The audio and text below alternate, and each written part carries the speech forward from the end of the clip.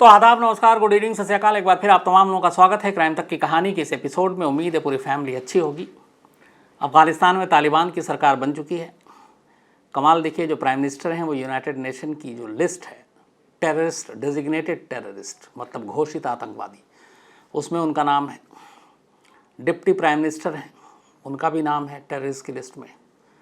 जो foreign minister हैं वो भी यूएन डेजिग्नेटेड टेररिस्ट की लिस्ट में नाम है। जो डिफेंस मिनिस्टर हैं वो भी हैं। 33 मिनिस्टर बने, जिसमें से 5 के नाम इंटरनेशनल लेवल पे टेररिस्ट की कैटेगरी में है। तो अब तक टेररिज्म तो करते रहे, अब सरकार में आ गए हैं, सरकार बना ली है। अब देखिए क्या होता है, अफ़गान की सूरत क्या होती है, सीरत क्या होती है। हालांकि पहले दिन सरकार बनने के बाद जो चेहरा सामने आया, फिर वही लोगों पे जुल्म की तस्वीरें, पिटाई के, मारने के, सारी तस्वीरें आ रही हैं। तो फिलहाल लग नहीं रहा बहुत ज़्यादा कि तालिबान पिछली बार से बदला हुआ है। बट यही उम्मीद की जानी चाहिए कि अफ़गान के लोगों को मतलब ज़्यादा खून खराबा ना देखना पड़े, सब कुछ ठीक हो। तो ये तो रही अफ़गानिस्तान की बात, अपडेट। एक कल की स्टोरी पे कुछ मेल आए थे। एक कॉमन सवाल था सचिन वाजे को लेकर कि अगर एनआईए ने चार्जशीट में उन्हें आरोपी माना है एंटीलिया साजिश का और मनसूख हिरेन के कत्ल का, तो फिर क्या सज़ा मिलेगी। तो अभी सज़ा की बात बहुत देर की बात है, क्योंकि अभी तो चार्जशीट दाखिल हुई है, अब चार्ज फ्रेम होंगे। इसमें से हो सकता है कुछ चार्जेस कोर्ट को लगे कि ये शायद नहीं होने चाहिए, वो हटा दे। लेकिन अगर मान लीजिए साजिश और कत्ल इन दोनों की चार्जशीट में रहनी ही रहनी है और अदालत के पास वो पुख्ता सबूत एनआईए सौंप दे, तो मुझे लगता है कि फिर कत्ल के लिए अपने यहाँ उम्र कैद से लेकर सज़ाए मौत भी है। और एंटीलिया की जो साजिश है, टेररिज्म से भी उसको रिलेट करके देखा जाएगा। तो मुझे लगता है इस पूरे मामले में अगर मैक्सिमम और कड़ी सज़ा मिली, और यहाँ पे एक बात ये भी है कि चूँकि एक जो सर्विंग पुलिस अफसर है उसने ये साजिश रची है, तो लाइफ इम्प्रिजमेंट यानी कि उम्र कैद से कम सज़ा की गुंजाइश बनती नहीं है। और चूँकि रेयरेस्ट ऑफ रेयर केस की कैटेगरी में शायद ही ये केस आए जिसमें डेथ पेनल्टी मिलती है, तो वो शायद ना मिले। अब आते हैं आज की कहानी के ऊपर। एक फिल्म बचपन में देखी थी, आप लोगों ने भी देखी होगी, लैला मजनू। बल्कि लैला मजनू गलत कह रहा हूँ मैं, मुग़ल आज़म। मुग़ल आज़म में एक सीन था जिसमें अनारकली को दीवार में चुनवाया जाता है, और इसलिए कि शहनाज़ा सलीम और अनारकली के बीच प्यार अकबर बादशाह को ये मंजूर नहीं, गवारा नहीं, और अनारकली एक कनीज़ थी तो रिश्ता भी मंजूर नहीं था। तो दीवार में चुनवाने की बात आई। उसके बाद हम सब जानते हैं कि फिर अनारकली का नाम, कि अनारकली को दीवार में चुनवा दिया, ये बहुत कॉमन एक मुहावरे में, बातों में इस्तेमाल होने लगा। करीब 10-15 साल पहले एक ख़बर मुझे याद है, शायद ये झारखंड की थी, जिसमें एक इसी तरह से एक लड़की को दीवार में चुनवाने की बात की गई थी। हालांकि वो 1-2 दिन के अंदर वो लड़की बाहर आ गई थी। तो मुग़ल आज़म की अनारकली को दीवार में चुनवाया गया, ये कहानी हम सब जानते हैं। आज की जो कहानी है ये फ्रांस की कहानी है। दिल को कचोट देने वाली कहानी है। शायद ही किसी इंसान को इस तरह इतनी लंबी और खौफनाक सज़ा दी गई हो। एक लड़की जिसकी उम्र सिर्फ 25 साल, और 25 साल की उम्र में उसे एक बंद, अंधेरे, घुटन, बदबूदार कमरे में कैद कर दिया जाता है।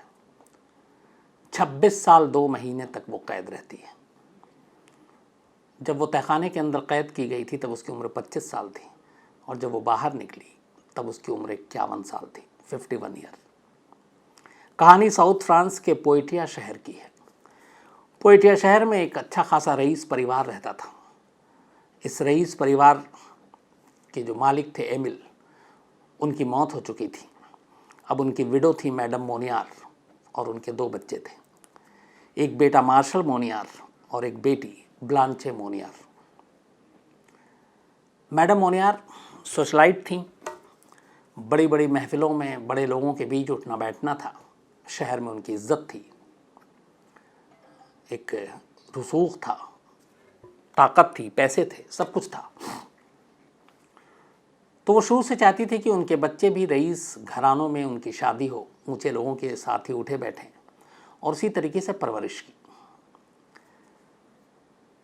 करीब 25 साल की उम्र हो गई जब उनकी बेटी ब्लांचे मोनियार की कॉलेज पास की। इस दौरान में बेटा मार्शल मोनिया जो था वो लॉ ग्रेजुएट हुआ, उसने कानून की पढ़ाई पढ़ी और दोनों बच्चे ठीक ठाक, उस वक्त तक सब कुछ मामला ठीक चल रहा था। ये बात है 70 से 75 के दौरान की। बच्चे कॉलेज से निकले, सब कुछ ठीक।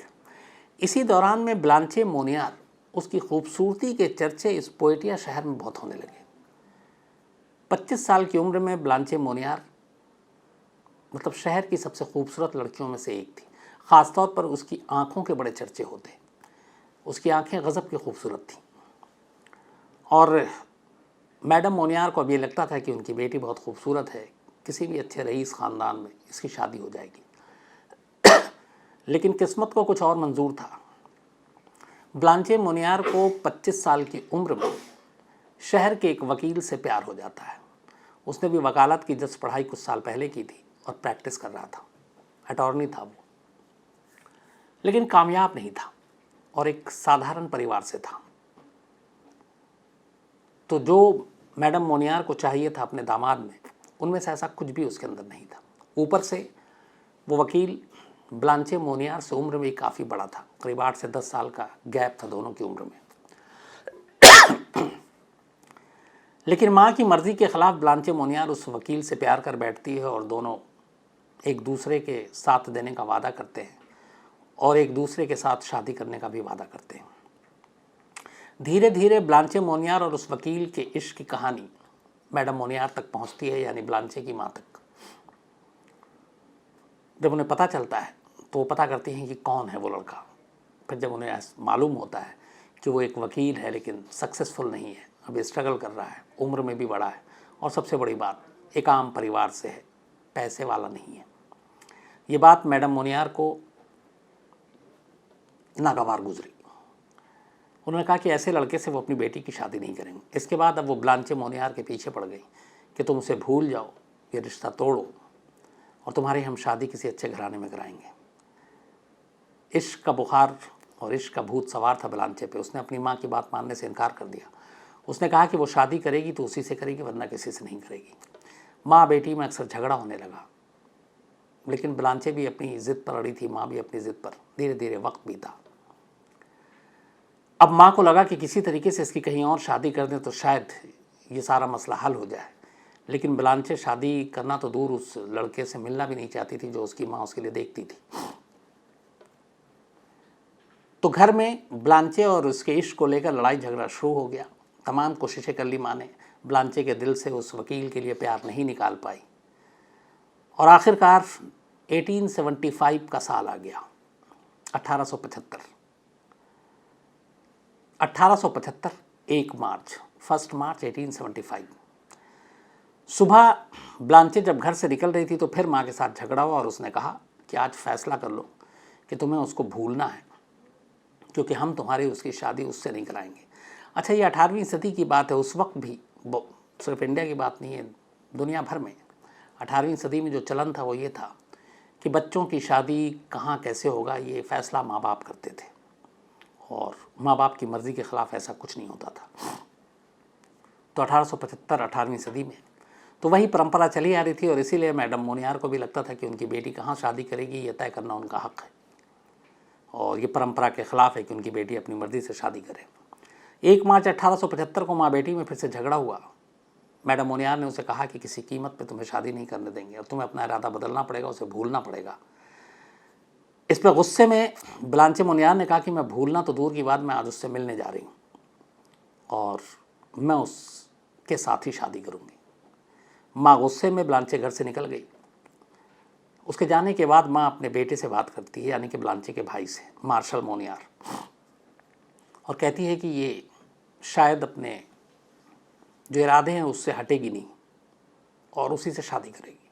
माँ बेटे दोनों परेशान, यानी मैडम मोनियार और मार्शल, ब्लांचे के इस फैसले से। अब वो घर से जा चुकी थी, उन्हें मालूम था कि वो उसी वकील से मिलेगी और कई दिनों बल्कि कई महीनों की कोशिश के बावजूद उसके दिल से वो उस वकील के लिए प्यार को नहीं निकाल पाए। तो मैडम मोनियार ने कहा कि अब कुछ करना पड़ेगा, इसे ज़्यादा दिन तक नहीं खींच सकते। इसके बाद वो अपने बेटे को अपनी साजिश में शामिल करती हैं। कहती हैं कि एक बार अगर इसका घर से निकलना बंद हो जाए तो ये प्यार का भूत भी उतर जाएगा और उसे बाहर जाने की जो उसकी आज़ादी है उसको ख़त्म करना पड़ेगा। माँ की बातों में बेटा भी आ गया। उसने भी कहा कि आप जो कहें वही सही। तो उन्होंने कहा ठीक है। आज जब वो घर लौटेगी तो इसके बाद वो फिर घर के बाहर कभी कदम नहीं रखेगी। रात हो गई, 1 मार्च 1875 की वही तारीख। देर रात ब्लांचे अपने घर लौटती है। जब वो घर आती है तो बड़े दबे पांव सीढ़ियाँ चढ़ने लगती है। उसको इस बात का एहसास था कि उसके आने से उसके माँ या भाई जाग न जाएं, बट उसे पता ही नहीं था कि माँ और भाई दोनों जाग रहे हैं और ऊपर उसका इंतज़ार कर रहे हैं बड़ी खामोशी से। ये सीढ़ियाँ चढ़कर ऊपर जाती है। माँ भाई सामने मिलते हैं, वो चौंकती है। इसके बाद फिर एक बार बात होती है। वो फिर अपनी बात दोहराती है कि मैं उसे नहीं भूलूंगी। इसी बातचीत को करते करते माँ और बेटा ब्लांचे को लेकर नीचे उतरते हैं। ब्लांचे को किसी बात का कोई एहसास नहीं था कि अब उसके साथ क्या होना है। और फिर उसे बातों में उलझाकर उस घर में एक बेसमेंट में एक कमरा था, तहखाने जैसा। फालतू सामान रखने के लिए उसका इस्तेमाल हुआ करता था, कबाड़ रखने के लिए। उसके अंदर एक छोटा सा बेड डाल दिया था उसी दिन। उसके बाद बातचीत करते करते ये तीनों उस कमरे में पहुंचते हैं। कमरे में घुसने के बाद ब्लांचे को कमरे में ढकेल देते हैं और उसकी माँ बाहर से दरवाज़ा बंद कर देती है। इस कमरे में न रोशनी थी, न हवा आने का कोई ज़रिया था। एक खिड़की थी, उसको भी सील कर दिया था कि उसको खोल ना सके। बाहर की कोई भी रोशनी उस तहखाने तक नहीं आती थी। दरवाजे के नीचे से और उसके जो बीच में कुछ दरारें हैं उससे हवा जा सकती थी। कमरा बंद कर दिया और उसके बाद उसकी माँ ने कहा कि अब इस कमरे से तुम तभी बाहर निकलोगी जब तुम उस वकील का प्यार भूल जाओगी और मेरे कहने पे जहाँ मैं करूँगी तुम वहीं शादी करोगी। ब्लांचे चीखती है, रोती है, कहती है कि मैं किसी कीमत पे ये बात नहीं मानूंगी, चाहे मुझे इसी कमरे में कैद रहना पड़े, लेकिन मैं उसे नहीं भूलूंगी। इसके बाद अगले दिन माँ भाई दरवाजे के ज़रिए खाना दे देते, फिर धीरे धीरे नौकरों के ज़रिए। इस दौरान में घर से उसके चीखने की आवाज़ अगले कई दिनों तक आई ब्लांचे की, उस बंद कमरे में, अंधेरे कमरे में, घुटन भरे कमरे में। और कुछ पड़ोसियों को भी उसकी आवाज़ सुनाई दी। पड़ोसियों ने बल्कि पूछा आकर मैडम मोनियार से कि ब्लांचे रो रही है, चीख रही है। उन्होंने कहा नहीं, उसकी थोड़ी सी दिमागी हालत ठीक नहीं, उसको दौरा पड़ रहा है, इसलिए हमने उसको बंद कर दिया। पड़ोसी ने भी कहा ठीक है। कुछ दिनों के बाद धीरे धीरे चीखने की आवाज़ बंद हो गई। धीरे धीरे इधर वक्त बीता, ब्लांचे की हालत अब ख़राब होती चली गई। एक कमरे में बंद, बदबूदार, घुटन भरे। और एक वक्त ऐसा आया कि नौकरों को भी ब्लांचे मोनियार पर रहम आने लगा। जब वो खाना देने जाते और उसको देखते तो उन्होंने मैडम मोनियार और उनके बेटे से कहा कि ये गलत है, उसकी हालत ख़राब हो रही है, आप उसे आज़ाद कर दो। मैडम मोनियार ज़िद पर अड़ी थी कि मैं कभी आज़ाद नहीं करूँगी जब तक कि वो मेरी बात नहीं मानेगी। और इसी तरह से फिर दिन गुजरते गए। दिन हफ्ते में, हफ्ते महीने में, महीना साल में। ब्लांचे मोनियार उसी तहखाने के अंदर कैद रही। खाने के नाम पे उसे जो खाना होता वो दे दिया जाता। वो बेड पे पड़ी थी। कुछ दिनों तक शुरुआत में उसे जंजीर से भी बांध के रखा गया, फिर जंजीर को छोड़ दिया गया। धीरे धीरे वक्त बीता। बंद कमरे ने दिमाग पे असर करना शुरू किया, सेहत पे असर करना शुरू किया। अब उसकी चीखें, उसके शोर, वो भी धीरे धीरे मध्यम पड़ते गए और ब्लांचे उसी के अंदर रही।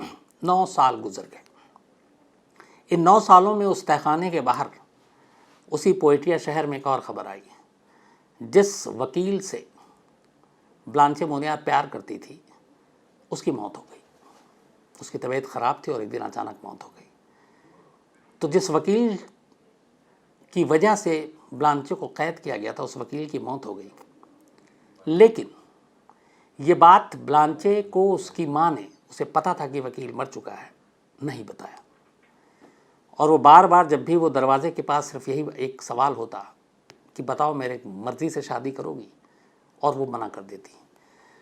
तो उसकी माँ को ये था कि बेशक वकील मर गया, लेकिन शायद वो उसकी पसंद जो किया जाएगा लड़का, उसकी पसंद के लड़के से शादी नहीं करेगी, और इसीलिए उन्होंने उसके प्रेमी की मौत की खबर भी उसे नहीं दी। 9 साल के बाद, 9 साल जब कैद में हुआ था ब्लांचे को, तब उसके आशिक की मौत हुई। उसके बाद फिर दिन, हफ्ता, महीना, साल गुजरता गया। 26 साल 2 महीने कैद को हो चुके थे। अब तारीख आई 23 मई 1901, 23 मई 1901।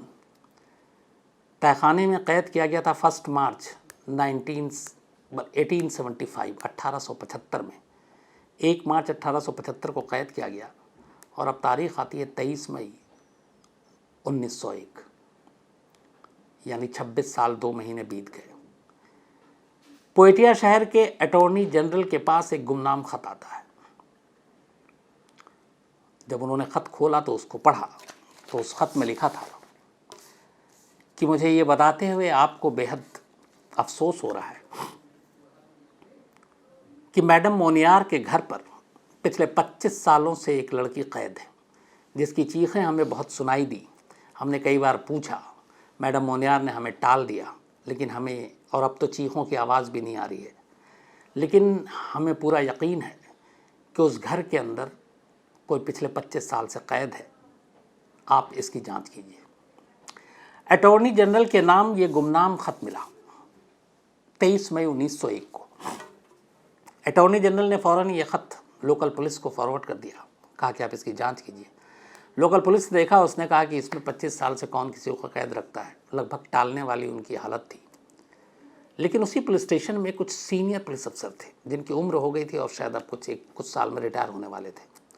जब उन्होंने वो लेटर पढ़ा और उन्होंने नाम पढ़ा मैडम मोनियार का, तो उनमें से 2 पुलिस वाला जानता था मैडम मोनियार को, और उनकी बेटी ब्लांचे मोनियार को भी। और उसकी वजह ये थी कि जब वो पोस्टेड हुआ नया नया आया, तो ब्लांचे मोनियार की खूबसूरती के बहुत दीवाने थे। उनमें एक पुलिस अफसर भी था।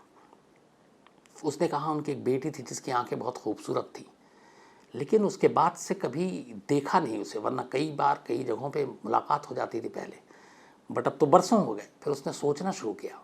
उसने कहा इस बात के तो 25-26 साल हो गए, और इस ख़त में भी यही लिखा है कि 25 साल से कोई एक कैद है।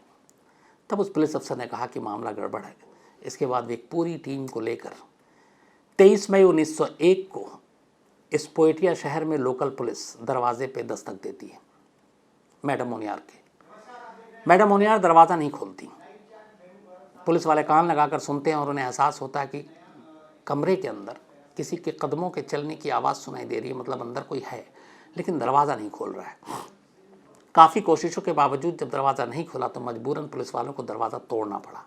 जब वो तोड़कर अंदर दाखिल हुए तो देखा मैडम मोनियार कमरे में टहल रही हैं। इसके बाद पुलिस वाला सर्च वारंट लेकर आया। उसने दिखाया, पूरे घर की तलाशी ली, उस घर में से कुछ नहीं मिला। फिर वो नीचे की तरफ जाते हैं और उस तहखाने के दरवाजे पर पहुंच जाते हैं जिसके पीछे एक ज़िंदगी 26 साल 2 महीने से कैद थी। उस दरवाजे को खोला जाता है। दरवाजे को खोलकर जैसे ही पहला 2 पुलिस अफसर दरवाजे के अंदर कमरे में कदम रखता है, घबरा कर वो अपने कदम वापस खींच लेता है। उस कमरे की बदबू उससे बर्दाश्त नहीं होती। ज़बरदस्त घुटन, अंधेरा कमरा। इसके बाद किसी तरीके से वो फिर खिड़की पे नज़र पड़ती है। उस खिड़की को तोड़ा जाता है। जब खिड़की तोड़ा जाता है, ये दोपहर के बाद की बात थी। सूरज की तेज़ रोशनी पहली बार कमरे में पड़ती है और ब्लांचे मोनियार 26 साल 2 महीने बाद पहली बार बाहर की किसी रोशनी से उसकी नज़रें टकराती हैं। लेकिन 26 साल 2 महीने में उसको इस अकेलेपन और बदबूदार कमरे ने इतना कमज़ोर कर दिया था कि सूरज की वो रोशनी उसकी आँखों को बर्दाश्त नहीं कर पाती, और वो घबरा कर बड़ी मुश्किल से अपने हाथों से अपने कंबल को उठाती है और अपने चेहरे को ढक लेती है, क्योंकि उस रोशनी का सामना करने की उसके अंदर हिम्मत नहीं थी। इसके बाद उस रोशनी में जब पुलिस की टीम देखती है तो फिर पहली बार तसल्ली से देखती है। कमरे में रखे उस बेड पर एक नंगी लड़की पकड़ी थी। ब्लांचे मोनियार के जिस्म पे कोई कपड़ा नहीं था, और पहली नज़र में देख के लगता था किसी कंकाल को लिटाया या बिठाया गया है। जगह जगह फर्श पर मीट के टुकड़े थे, बचे खुचे सब्जियां थी। बिस्तर और ज़मीन पर कॉकरोच और चूहे दौड़ रहे थे। इसके बाद एक कंबल में ढककर ब्लांचे मोनियार को उस कमरे से बाहर ले जाया गया और सीधे हॉस्पिटल में एडमिट किया गया। जब उसे निकाला गया और हॉस्पिटल पहुंचाया गया तो पता चला ब्लांचे मोनियार का कुल वज़न जो वेट था 25 किलो 25 kg। इस कहानी में वो 2 तस्वीरें भी हैं जो आपको बीच में मैं बताऊंगा, आसिम वर्णिता हैं वो लगाएंगे। जब वो कैद हुई थी ब्लांचे मोनियार 1875 में, तब उसकी शक्ल देखिए। और ये तस्वीर उस दिन की है जिस दिन उसे उस तहखाने से 26 साल 2 महीने बाद निकाला गया था। 25 साल की ब्लांचे उस कमरे से बाहर निकली थी। मांस शरीर पर था नहीं, कंकाल जैसा हुलिया था और उसके जहन को पूरी तरह से इस अंधेरे कमरे ने एक तरह से बर्बाद कर दिया था। वो हॉस्पिटल ले गए, उसे कुछ समझ ही नहीं आ रहा कि वो कौन है, कहाँ है, किस दुनिया में है। उसका इलाज शुरू हुआ, धीरे धीरे उसकी वज़न बढ़े। इधर जब ये खबर मीडिया में आई तो अगले दिन शहर के लोग मैडम मोनियार के घर के बाहर पहुंच गए, विरोध प्रदर्शन करने लगे। वो मैडम मोनियार को उनके जुल्म के लिए खुद सज़ा देना चाहते थे। बड़ी मुश्किल से पुलिस को उन लोगों को हटाना पड़ा और फिर पुलिस ने मैडम मोनियार और उनके बेटे को गिरफ्तार किया। गिरफ्तारी के बाद अभी मुकदमा शुरू भी होता कि ठीक 15वें दिन जिस तरीके से जहाँ भी मैडम मोनियार को रखा जाता, लोगों को पता चलता वो पहुँच जाते और मैडम मोनियार के बारे में जितना बुरा भला हो सकता था सब कहते। मैडम मोनियार के दिल पे बड़ा गहरा वो लगा, उन्हें लगा कि वाकई बहुत बड़ी जालिम है वो। और इसी सदमे में गिरफ्तारी के ठीक 15वें दिन मैडम मोनियार की मौत हो गई। अब बचा बेटा। बेटे पे मुकदमा चला। बेटा ऑलरेडी वकील बन चुका था। उसने सारी चीज़ें, सारे इल्ज़ाम अपने माँ के सर रख दिए। उसने कहा मैंने तो वही किया जो मेरी माँ ने कहा। अदालत ने उसे सिर्फ 1 साल की सज़ा सुनाई। 26 साल और 2 महीने तक अपनी बहन को कैद रखने के एवज़ में उसके हिस्से में सज़ा आई सिर्फ 1 साल की। लेकिन ये 1 साल भी वो पूरी सज़ा नहीं काटा, उससे पहले ही उसको अदालत ने रिहा कर दिया। और इस जजमेंट पर, इस फैसले पर लोगों को बहुत गुस्सा था उस जज को लेकर जिसने ये फैसला सुनाया था। खैर वो उधर आज़ाद हो गया। इधर ब्लांचे मोनियार को अब हॉस्पिटल में रखा गया। फिर उसकी जहनी हालत इतनी ख़राब हो चुकी थी कि उसको मेंटल हॉस्पिटल में रेफ़र किया गया। धीरे धीरे उसका वज़न बढ़ा। 13 साल तक आज़ादी के बाद वो सिर्फ हॉस्पिटल में रही। पहले नॉर्मल हॉस्पिटल में जहाँ इलाज हुआ और फिर मेंटल हॉस्पिटल में 13 साल तक उसका इलाज चला। और आखिरकार 13 अक्टूबर 1913 यानी रिहाई के ठीक 12 साल और 9-10 महीने 64 साल की उम्र में ब्लांचे मोनियार ने इस दुनिया को अलविदा कह दिया। मेंटल हॉस्पिटल में उसकी मौत हो गई। उसकी मौत की जो वजह बताई गई वो ये कि जो 26 साल 2 महीने उसने तहखाने में काटे, उसने उसकी पूरी सोच को हिला कर रख दिया था और धीरे धीरे उस कमरे में रहकर उसका मेंटल लेवल बिगड़ गया और उसको आखिर वक्त तक डॉक्टर पूरी तरह से ठीक नहीं कर पाए। और यही वजह है कि रिहाई के 12 साल बाद एक अस्पताल में ब्लांचे मोनियार की 13 अक्टूबर 1913 को 64 साल की उम्र में मौत हो गई। शायद दुनिया में किसी माँ के ज़रिए, किसी भाई के ज़रिए अपनी बेटी या अपने बहन को इतनी लंबी सज़ा देने का उसी घर में कोई और दूसरी शायद मिसाल नहीं मिलती। 26 साल 2 महीने, और इन 26 साल 2 महीने में ये माँ बेटे उसी घर में रहे और बिल्कुल नॉर्मल रहे थे। बल्कि कई लोगों ने पूछा कि ब्लांचे दिखाई नहीं देती, तो उन्होंने अलग अलग बहाना बनाया कि स्टडी के लिए, हायर स्टडी के लिए वो कहीं और चली गई, फिर उसने वहीं शादी कर ली, वो वहीं रह रही। जितना झूठ बोल सकते थे बोला। लेकिन एक गुमनाम ख़त ने आखिरकार 26 साल 2 महीने के बाद ब्लांचे को रिहाई दिलाई। बट आज भी ये पता नहीं है कि वो गुमनाम ख़त किसने लिखा था। तो ये थी कहानी। अब आपसे मुलाकात होगी कल रात 9 बजे किसी और नई कहानी के साथ। तब तक अपना ख्याल रखिएगा। Thank you very much.